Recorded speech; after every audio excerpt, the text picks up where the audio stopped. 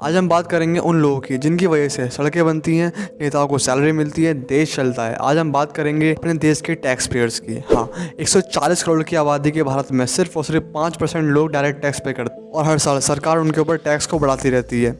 महंगाई, जिसे आजकल लोग इन्फ्लेशन भी कहते हैं, हर साल बढ़ती है, लेकिन टैक्स स्लैब नहीं बढ़ते हैं। इसी वजह से सैलरीड पर्सन की हमेशा सरकार से यही शिकायत रहती है।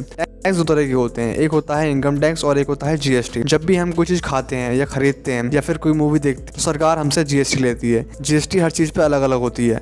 खाने के ऊपर ये 5% होती है और कुछ चीज़ों पर ये 28% होती है और कुछ लग्जरी कार्स के अंदर ये पूरी 50% तक हो सकती है। इनकम टैक्स एक प्रोग्रेसिव टैक्स है, यानी कि अगर आपकी इनकम बढ़ती है तो आपका टैक्स भी बढ़ता रहेगा। वहीं जीएसटी रिग्रेसिव टैक्स है जो कि सभी के लिए सेम है, चाहे आपकी सैलरी 1 लाख हो या फिर 1000, आपके ऊपर एक ही तरह का टैक्स लगेगा, क्योंकि ये भेदभाव नहीं करता, ये सभी को एक ही नज़र से देखता है। एक डेटा के हिसाब से हर साल कई लोग इंडिया को छोड़कर दूसरे देशों के अंदर शिफ्ट हो रहे हैं, लेकिन ऐसा क्यों? क्या दूसरे देशों में टैक्स कम है? चलिए चेक करते हैं। जहां भारत में हाईएस्ट टैक्स रेट 30% है, अमेरिका में 37% है, जर्मनी में 42% है और वहीं यूके और फ्रांस में 45% है। लेकिन फिर भी कई इंडियंस भारत छोड़कर इन कंट्रीज में रहना पसंद करते हैं। आखिर ऐसा क्यों? जरा समझते हैं। मान लो आप अपनी फैमिली के लिए जॉब करते हो और पैसा कमाते हो और अपनी फैमिली को देते हो और उसके बाद भी आपको रिटर्न में कुछ नहीं मिलता है, वो आपकी केयर नहीं करते हैं और ना ही एडमायर करते हैं, तो आपको कैसा लगेगा? सेम कंडीशन यहाँ पे है। टैक्स पेयर पैसा देता है और उसके बाद उसे करप्शन का सामना करना पड़ता है और अपना काम कराने के लिए रिश्वत देनी पड़ती है।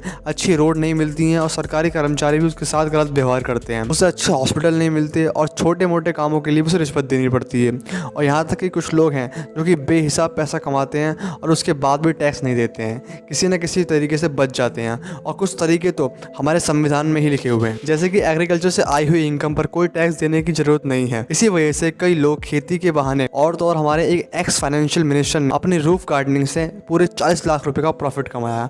आखिर ऐसा कौन है जो कि रूफ गार्डनिंग से इतना पैसा कमा रहा है? ये सिर्फ और सिर्फ एक तरीका है अपने टैक्स को बचाने का, और यही सब रीजन है जिसकी वजह से भारत के अंदर टैक्स लगातार बढ़ता जा रहा है। अगर टैक्स रेट को कम करना है तो इसका एक ही तरीका है कि ऐसे टैक्स लीक को रोका जाए और हमारी सरकार को भी हमारे टैक्स पेयर को रिटर्न में कुछ ना कुछ देना चाहिए। जैसे जापान के अंदर ऑनेस्ट टैक्स पेयर को अपने एम्परर के साथ एक फोटो खिंचाने का मौका मिलता है और श्रीलंका जैसे देश के अंदर भी ऑनेस्ट टैक्स पेयर्स को पुलिस और कस्टम डिपार्टमेंट के अंदर स्पेशल सर्विसेज मिलती हैं। भारत में भी सरकार को अपने टैक्स पेयर को ऐसी कुछ पॉलिसीज देनी चाहिए जिसकी वजह से उन 5% लोगों के ऊपर टैक्स का बर्डन नहीं पड़ेगा। और भी कई लोग टैक्स देंगे जिसकी वजह से आने वाले टाइम में टैक्स रेट कम होते जाएंगे और महंगाई धीरे धीरे कम होती रहेगी। आपको जानना कैसा लगा हमें कमेंट करके बताओ, और अगर आपको हमारी वीडियो से कुछ भी सीखने को मिला हो तो हमारी वीडियो को लाइक कर दीजिए और उसे शेयर भी कर दीजिए। मिलते हैं वीडियो, तब तक के लिए बाय।